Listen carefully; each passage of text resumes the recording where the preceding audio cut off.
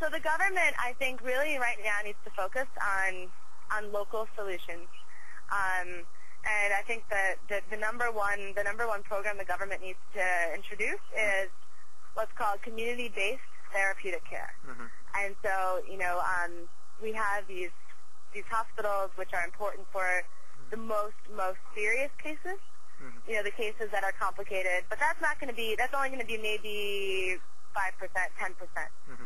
But the majority of cases of even severe acute malnutrition can be treated at the village level. Mm-hmm. And so what the government needs to do is to actually start recognizing malnutrition as not just a social problem, not just a problem about food. Mm-hmm. Malnutrition is also a medical problem. Mm-hmm. Malnutrition is a micronutrient problem. It's not just a food problem. Mm-hmm. And I think that's what everyone needs to get out of their head is that even if there is, I think that it's great there's going to be a Right to Food Act. Mm-hmm. But the Right to Food Act will still not solve all malnutrition because malnutrition is not necessarily a food problem. Mm-hmm. It's a problem of micronutrients. It's a problem of getting the right food and education.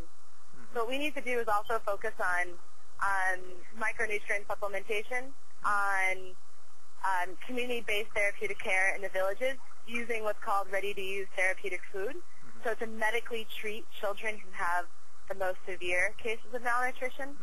And then it's also focusing more and more on prevention and education in the villages. So the more programs that they have out there for hygiene and sanitation, for promoting immunization, for strengthening the ICDS system, and that capacity, especially Anganwadi workers' ability to educate and mobilize the community about malnutrition, then we're good. I think then the government can really, really tackle it.